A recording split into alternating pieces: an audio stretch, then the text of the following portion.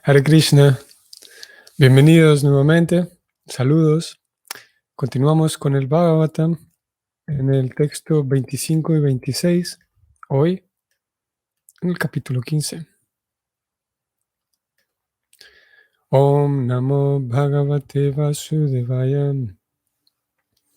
Om Namo Bhagavate Vasudevaya. Om Namo Bhagavate Vasudevaya. Yalaukasham Jaleyadvam Mahanto Dantyani Durbalam Balinorayam Mahanto Balinomitam Evam Balistair Yadubir Mahadviritaram Vidbum Yadun Yadubir Anyonyam Bhubharam Sanyaharaha. La traducción de estos dos versos juntos, 25 y 26, es la siguiente. Traducción: dijo Arjuna a su hermano: oh rey, así como en el océano, los seres acuáticos más grandes y fuertes se tragan a los más pequeños y débiles, asimismo la suprema personalidad de Dios, para aligerar la carga de la tierra, ha hecho que el yadu fuerte mate al débil y que el yadu grande mate al pequeño.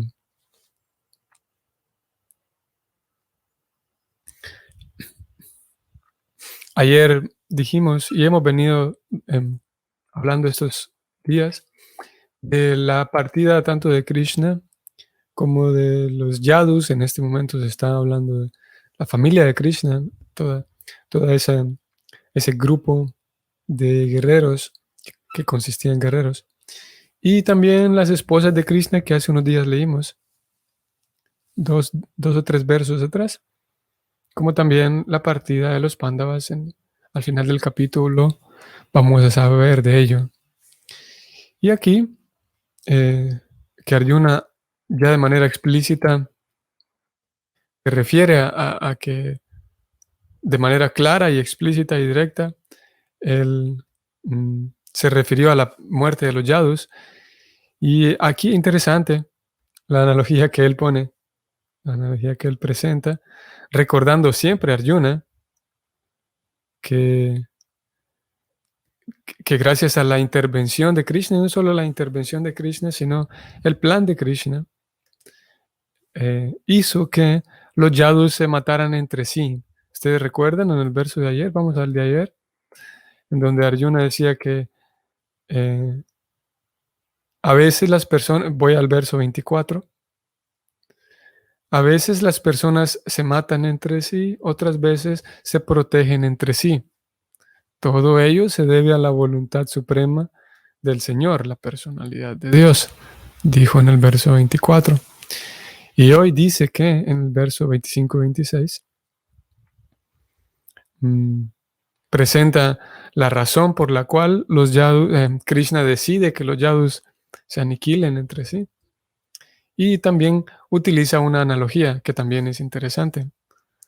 Así como en el océano los seres acuáticos más grandes y fuertes se tragan a los más pequeños y débiles, asimismo la suprema personalidad de Dios, aquí está la razón por la cual, para aligerar la carga de la tierra, ha hecho que el yadu fuerte mate al débil y el yadu grande mate al pequeño.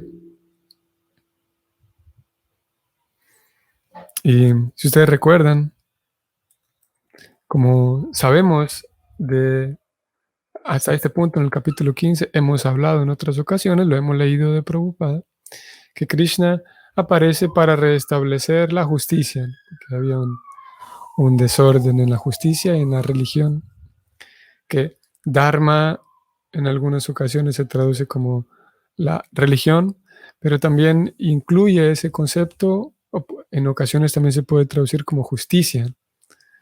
Cuando Krishna aparece para restablecer el Dharma, es tanto para restablecer la religión, pero también eso incluye el restablecer la justicia, porque una vida religiosa es una vida justa y una sociedad religiosa es una sociedad justa. Entonces, para eso él trae consigo todos estos yadus que son parte de su propia familia y son personas no para nada ordinarias, son guerreros que vinieron especialmente para ayudarle a Krishna en esa misión, ¿no? Y pelearon en la batalla de Kurukshetra también.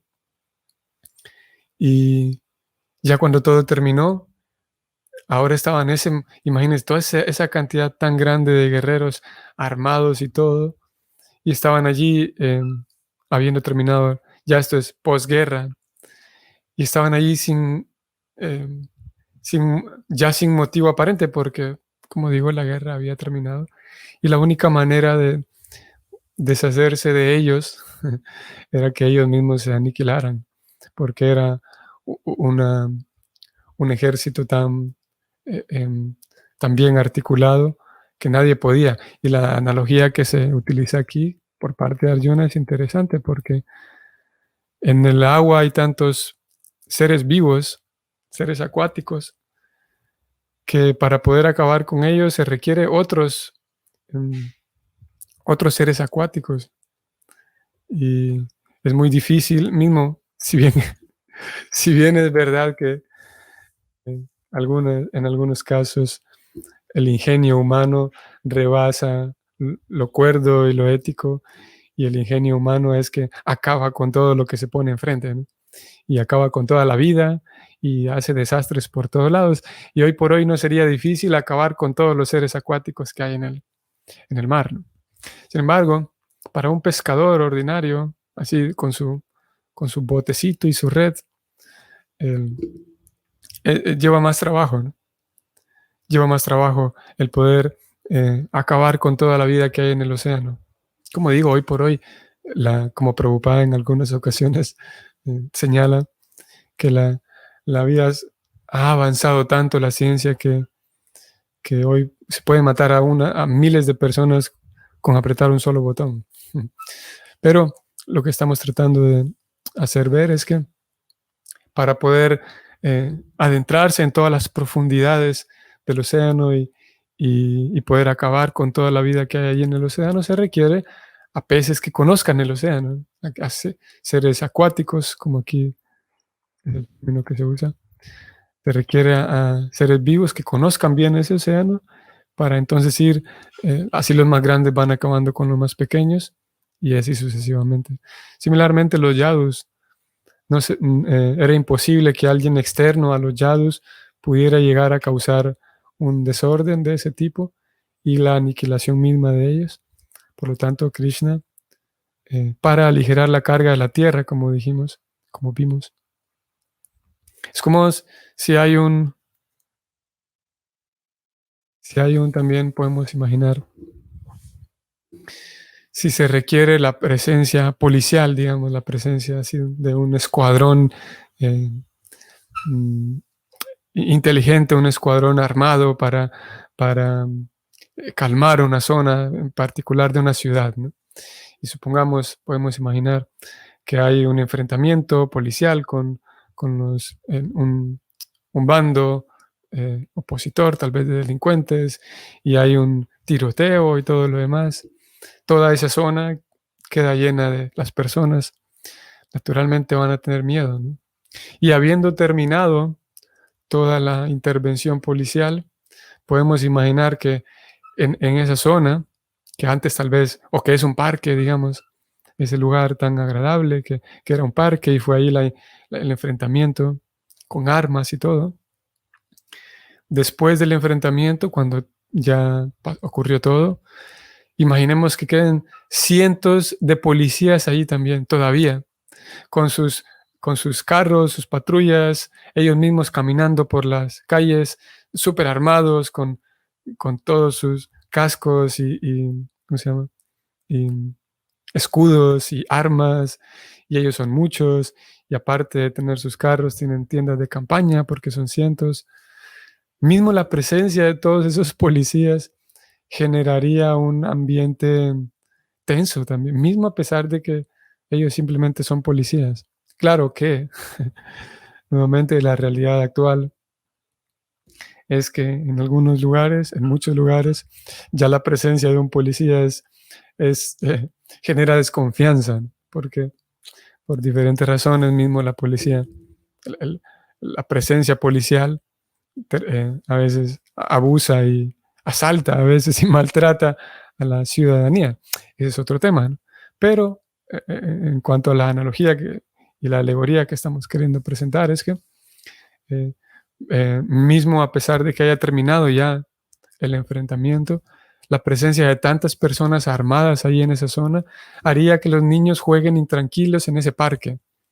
Entonces se requiere que también los policías se vayan para que la zona quede nuevamente en paz como antes estaban. Y similarmente, algo similar ocurrió con los Yadus, a pesar de que ellos eran el, parte del escuadrón de paz de Krishna, de los cascos azules de Krishna. Ustedes recuerdan que hablamos de los cascos azules hace unos días, así como los cascos azules de la ONU, ¿no? Entonces los Yadus eran parte del escuadrón de paz de Krishna. Sin embargo, estaban allí todos ellos armados y eran muchos y todavía, a pesar de que eran el escuadrón de paz, aún así, con solo la presencia de tanta gente, tantos guerreros armados en aquella zona, se sentía todavía una cierta tensión. Y para poder tranquilizar, aquí en palabras de Arjuna, él dice que para aligerar la carga de la tierra, entonces Krishna hizo que ellos también partieran, ellos se fueran, a pesar de que ellos mismos no eran un problema ni una amenaza, pero se requería que ellos también se vayan porque eran tantos guerreros armados. Muy bien, vamos a ir al significado. En el mundo material existen las leyes de la lucha por la existencia y de la supervivencia del más apto, debido a que hay una disparidad entre las almas condicionadas. Pero, perdón, por el deseo que ellos tienen de enseñorearse de los recursos materiales. Esta misma mentalidad de enseñorearse de la naturaleza material es la causa fundamental de la vida condicionada. Y para darles facilidad a esos señores de imitación, la energía ilusoria del Señor ha creado una disparidad entre los seres vivientes condicionados, al crear al fuerte y al débil en cada especie de vida. La mentalidad de enseñorearse de la naturaleza material y de la creación ha creado naturalmente una disparidad y de ahí la ley de la lucha por la existencia. En el mundo espiritual no hay tal disparidad ni existe allá esa lucha por la existencia. En el mundo espiritual no hay ninguna lucha por la existencia, pues ahí todo el mundo existe eternamente.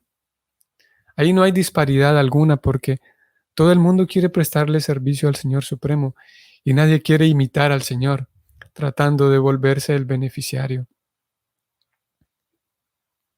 Como el Señor es el creador de todo, incluso de los seres vivientes, es de hecho el propietario y disfrutador de todo lo que existe. Pero en el mundo material, por el hechizo de Maya o la ilusión, se olvida esa eterna relación que se tiene con la suprema personalidad de Dios y por eso el ser viviente queda condicionado bajo la ley de la lucha por la existencia y la supervivencia del más apto. Allí termina el significado. Aquí hemos encontrado en este significado, y lo voy a subrayar para que ustedes lo puedan ver, el deseo que las personas tienen. Bueno, voy a leer todas las 3 líneas, el parágrafo completo.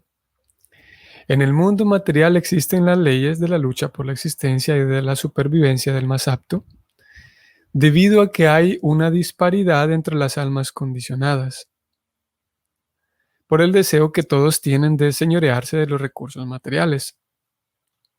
Esta misma mentalidad de enseñorearse de la naturaleza material es la causa fundamental de la vida condicionada. Esto es lo que estamos buscando.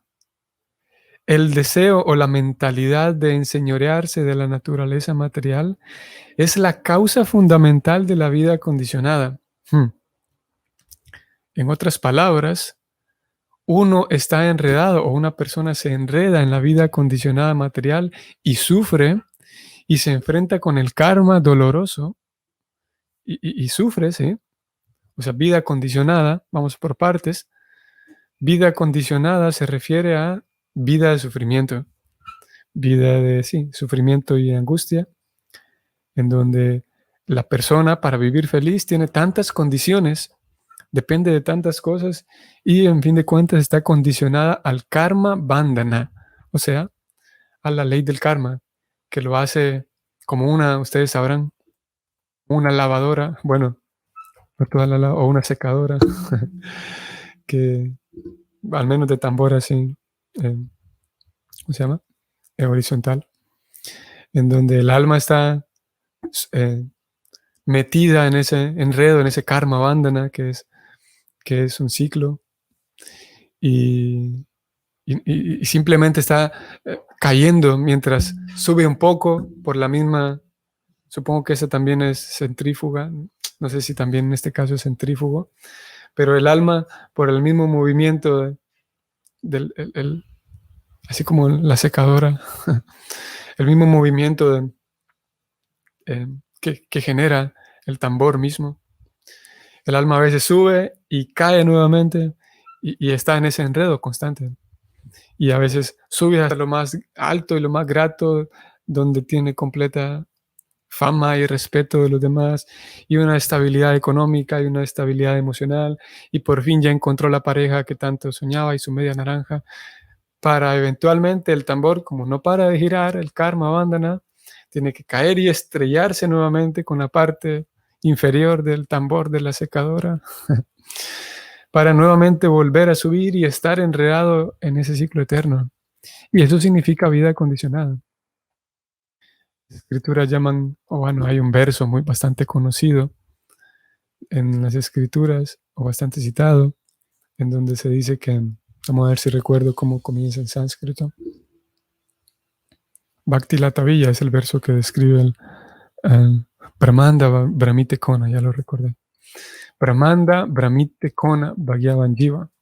Este verso dice que el alma está subiendo y bajando, llegando a veces a estados y momentos y etapas de la vida, crisis tan oscuras, tan dolorosas, tan desesperanzadoras.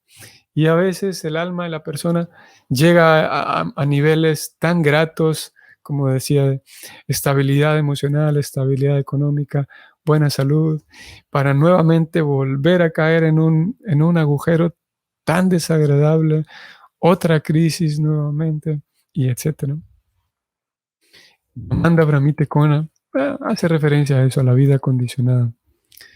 Y uno se enreda en la vida condicionada, voy a volver al texto, debido a que uno tiene, o todos tenemos, una mentalidad de enseñorearnos de la naturaleza material. ¿Y a qué se refiere esto? Al deseo, sí, al deseo que está en todos de explotar los recursos. Obviamente, no solamente los recursos de la naturaleza, del ambiente, sino también enseñorearse de la naturaleza también abarca, implica el que yo me quiero volver el dueño incluso de otras personas, controlar a otros, sí, controlar a otros. Esto aplica a asuntos políticos también, controlar otras zonas, controlar otros países, controlar otras personas, controlar a mis familias, controlar a mis hermanos menores, controlar, básicamente. Enseñorearse, porque el control me da a mí la sensación de que soy el señor, de que soy el dueño, soy el señor o la señora. Enseñorearse, de volverse el más grande que todos, por esa razón. El controlar, el explotar, el ser el dueño. Como digo, no solamente de la naturaleza material en el sentido de los recursos ambientales, de los que también, claro, también es evidencia hoy por hoy, de los recursos naturales, ¿no? El agua, los alimentos, eh, tantas cosas, ¿no? Los minerales, los árboles, etcétera. Y el deseo que todos, de acuerdo, aquí no aparece esta afirmación, pero de acuerdo con las escrituras, todos los seres vivientes que habitan el mundo material tenemos ese mismo deseo. Y la conciencia espiritual significa irme limpiando de ese deseo. En eso consiste la vida espiritual, de acuerdo con el Bhakti, el Siddhanta del Bhakti. En la medida en la que yo limpio en mi corazón el deseo de enseñorearme, de volverme el dueño y el disfrutador de todo lo que veo, en esa misma medida se acaba mi vida condicionada y voy teniendo una vida liberada para poder servir eternamente a Dios. Y ese deseo, se dijo aquí, es la causa fundamental. De ahí vienen otros problemas. Y es por esa razón que Prabhupada, ayer hablamos de Bhakti Siddhanta y la misión, el movimiento Hare Krishna, siguiendo una misión en particular. Es por esa razón que estos grandes Vaishnavas se dedican a ayudar a la sociedad dando esa información espiritual y regalándonos a nosotros las técnicas de la vida espiritual, mostrándonos los métodos y los procedimientos que me van a ayudar a mí a limpiar de mi corazón el deseo de ser el dueño de lo demás, porque esa es la causa fundamental del sufrimiento. Como hemos dicho en otras ocasiones, que podemos tener un planeta verde nuevamente y limpiar el plástico de los océanos y sacar la explotación que existe en Asia y en tantos lugares donde las personas son explotadas en grandes maquilas enormes para que en Occidente se vendan prendas, se venda ropa a precio tan barato y podemos tener un planeta tan limpio en donde no haya minería tan brutal que contamina los ríos, que contamina los suelos cercanos, y podemos limpiar nuestro planeta en donde llegar al punto en donde no haya tanta diferencia entre las clases que tienen tanto dinero y los otros que no tienen no saben ni qué van a comer el día de mañana. Podemos emparejar tanto el planeta y aún así vamos a tener el mismo problema, la misma insatisfacción. Mientras la persona no haya limpiado de su corazón el deseo de ser el dueño de todo lo que ve, de enseñorearse. Esa es la propuesta del Bhakti. Mientras, por otro lado, una persona que limpia su corazón de tantas tonterías y fundamentalmente de esto que leímos hoy, del deseo de enseñorearse de todo lo que ve, esa persona, no importa en dónde se encuentre, no importa la situación social en donde se encuentre, no importa la edad en la cual se encuentre, no importa la labor a la cual se dedique, cualquier situación política, social, económica, sentimental, si la persona logra emprender el proceso de limpiar su corazón de esto que acabamos de leer, entonces rápido llegará a entender que, por un lado, yo no soy el dueño de nada, por otro lado, yo dependo de Dios, por otro lado, yo soy un sirviente de Dios. Esa persona estará más pronta, más lista para vivir una vida plena y satisfecha. Como dijimos ayer, aún a pesar de que externamente haya tantos desórdenes todavía. Y esa es la propuesta del Bhakti. Y el detalle es que luego hace falta ponerlo en práctica. Luego hace falta que la persona realmente tenga la disposición y la apertura, que esté suficientemente abierta su corazón y su mente a probar de qué se trata esto. Y como digo tantas veces, no conozco completa la audiencia, no conozco su realidad, la realidad de ustedes. Sin embargo, cualquier persona que se haya dispuesto, se haya aventurado a participar de ciertas actividades devocionales, esa persona sabrá que las actividades devocionales le reportan a ella una especie de satisfacción que no hay en otro lugar. Basta con sentarse un momento y participar de un kirtan, por ejemplo, de leer el kirtan antes de ir a la lectura.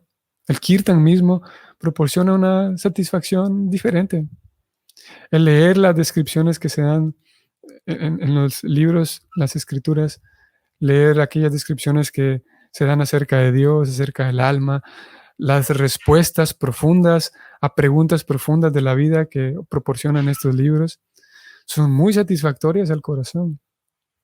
La convivencia con otros Vaishnavas que están siguiendo el mismo sendero de limpieza del corazón es muy agradable. Y tantos otros elementos del Bhakti, que basta con exponerme yo mismo a esos elementos del Bhakti para darme cuenta de que sí, hay eh, hay un disfrute y un placer fuera de lo común en estas actividades. Y eso es el Bhakti. Y como hemos dicho también en tantas veces, que el sistema de conciencia de Krishna no consiste en un... no es un sistema proselitista en donde ya te uniste al grupo y ya está, ya eres salvo, ya estás. Ahora vamos a tratar de convencer a otros. El sistema de conciencia de Krishna consiste en que la persona puede ser muy religioso, puede ser muy dedicado a sus actividades externas.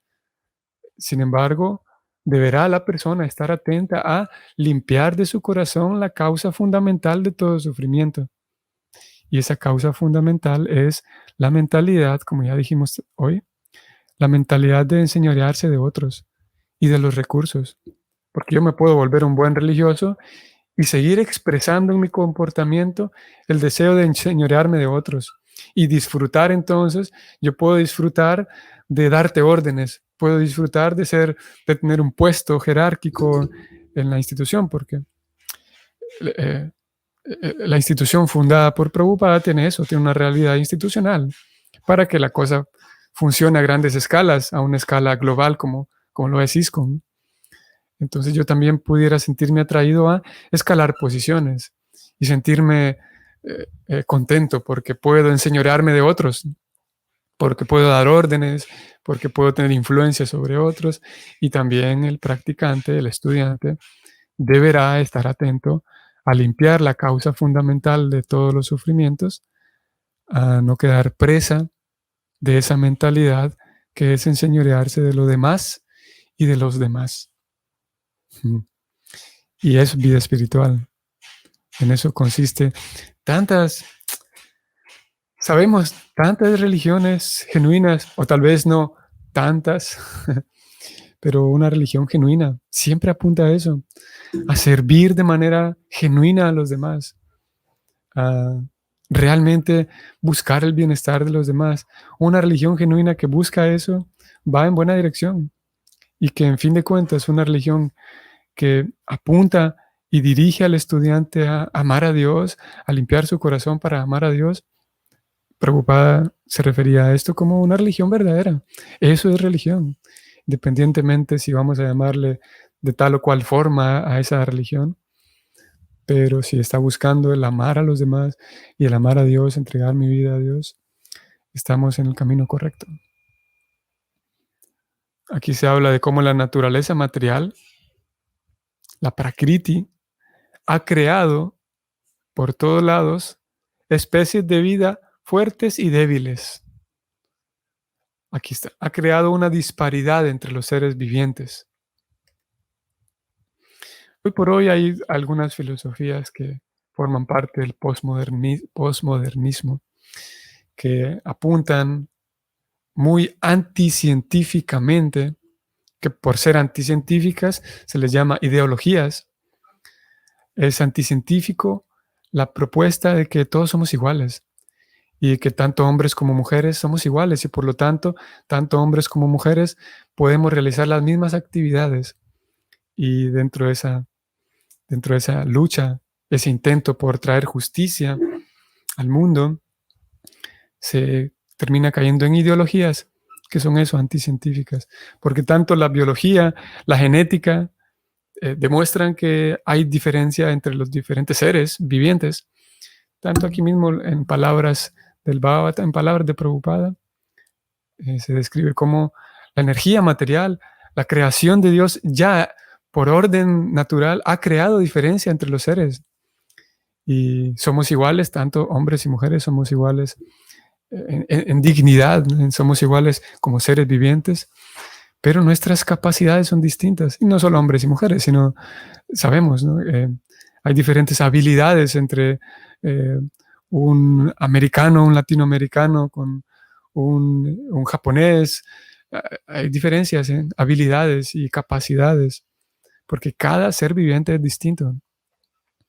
Y hay algunas ideologías que son eso, anticientíficas completamente, que proponen que todos somos iguales y que hay un desorden social al crear jerarquías, y en realidad parte de la naturaleza es eso, hay jerarquías.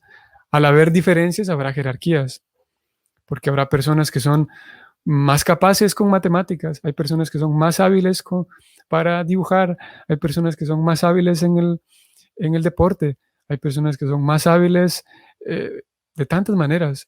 Al haber diferencias, habrá jerarquías. Y estas ideologías pretenden que las jerarquías son malas. Por lo tanto, vamos a intentar, y claro, es un intento inútil, porque la naturaleza material está diseñada de esa manera. Las jerarquías siempre existen de acuerdo a cómo está diseñado el universo. Al menos lo acabamos de leer en estas palabras de Prabhupada. Y siguiendo, por ejemplo, dentro de un marco biológico, la biología y la genética demuestran que la configuración en un cuerpo masculino es diferente de un cuerpo femenino.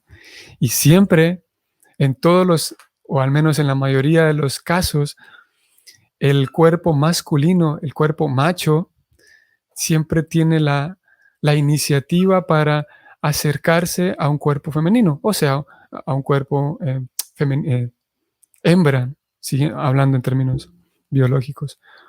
Y eso se sabe en tantas otras especies de vida, como siempre es el macho en las especies de vida, en los animales en general. El macho es quien busca, por ejemplo, el cortejar a la hembra para poder procrear. Y eso también hay una transversalidad que también llega hasta los seres humanos. Sin embargo, en el intento por traer una sociedad más justa y bonita, la ideología de género propone que no, que durante décadas enteras el hombre ha sido cultivado malo, el hombre ha aprendido mal, ha sido mal enseñado al hombre a ser hombre, de tal manera que el hombre imagina que tiene ciertos roles, que le pertenecen ciertos roles que son artificiales. Por lo tanto, tenemos que deconstruir a los hombres, porque los hombres aprendieron mal a ser hombres. Y las mujeres también pueden tener los mismos roles que los hombres, cosa que, como digo, es cruel. Por un lado es anticientífico y por otro lado es, al menos de acuerdo al marco del Bhakti, también es desacertado debido a que hay diferencia de roles. Y esa diferencia de roles no significa que un género sea mejor que el otro, sino que hay diferencia de roles para que la cosa funcione. Y en tantas otras especies, como digo, siempre vemos, por ejemplo, a la hembra, que es la madre, la que procrea, la que está más cercano en aquella etapa en donde las crías están más vulnerables. Siempre la cría de manera natural busca la protección de la madre. Y el padre es el que busca la protección de toda la familia, de todo el grupo, ya se trate de aves, se trate de mamíferos. En general funciona así. Hay algunas excepciones, pero en general funciona que la cría busca la protección, el calor y la protección de la madre. Y la madre encuentra un refugio en el padre, en el macho. Ahora, algunos intentos de parte de algunas personas, sin base científica, proponen que eso está mal, que se le llama eso machismo. Y en realidad así como funciona la naturaleza material. En general, hay excepciones, desde luego, pero en general, y de acuerdo a la psicología también, la psicología y la psiquiatría lo sabe, que en general, hay excepciones, pero en general, la psicología femenina siempre tiende más a pensar en los demás, tiene más la capacidad de pensar en los demás. Por lo tanto, es más natural aquel rol de cuidar de la familia, cuidar de los niños, cuidar de la familia, el crecimiento y el bienestar del hogar y la familia. Y en general, una psicología masculina tiende más a pensar en lo abstracto, a pensar a pensar menos en los demás y tiende a ser más, sí, más abstracción. Y naturalmente también tiende más a desbordar su energía física y por lo tanto es más apto para cuidar a nivel más físico de la familia.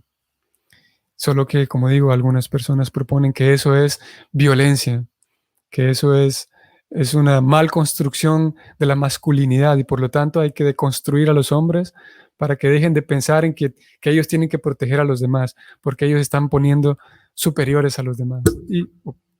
Y algunas otras ideas que se desprenden de, de este intento por reparar a la sociedad, que es un buen intento, traer bienestar a la sociedad. Lamentablemente, cuando hay falta de ciencia, cuando hay falta de conocimiento científico, se llega a cosas un tanto absurdas, a tal punto de decir que, bueno, en realidad todos hombres y mujeres somos iguales. Por lo tanto, alguien si se quiere percibir como mujer, está bien. Y aquí vienen mezclado un montón de cosas que traen, en fin de cuentas, traen daño a la sociedad. Que Rosa, saludos Rosa, Hare Krishna. El otro día leía un libro, dice Rosa, en donde se menciona que toda entidad tiene parte de psicología femenina y masculina. Si bien existen roles, lamentablemente no deciden o distorsionan. Sí, sí, claro. Parte del, del bhakti, uno de los aspectos del bhakti o la vida espiritual es el autoconocimiento, que la persona pueda percibir en sí misma cuál es mi naturaleza. Y naturalmente hay energía o características masculinas y femeninas en todos. Y eso es parte de la naturaleza, ¿no? Al mismo tiempo hay ciertos roles naturales que la persona, como Arjuna quería seguir un rol que no le correspondía y Krishna le dice, mire, este es su rol natural en su vida, ¿no? Y sígalo, ¿no? Y hoy por hoy, en la búsqueda de libertad y en la búsqueda de ser feliz, algunas personas consideran que para ser feliz, lo único que hay que hacer es cerrar los ojos, imaginar que no tengo roles, que no tengo ningún tipo de naturaleza y crear mi propio rol, crear mi propia naturaleza, imaginar la que yo quiera, porque claro, nos han impuesto tanto que voy a cerrar los ojos un momento, imaginar lo que yo quiero ser y de ahí en adelante ser eso. Cosa, como digo, que es anticientífico y cruel. De acuerdo con tanto la psicología, la psiquiatría y el Bhakti mismo, el secreto está en que la persona descubra su propio rol, su propia naturaleza y siga esa naturaleza y la encauce con el servicio de los demás. Ok, saludos a todos. Espero que sea un bonito día hoy martes para ustedes y nos vemos mañana. Hare Krishna.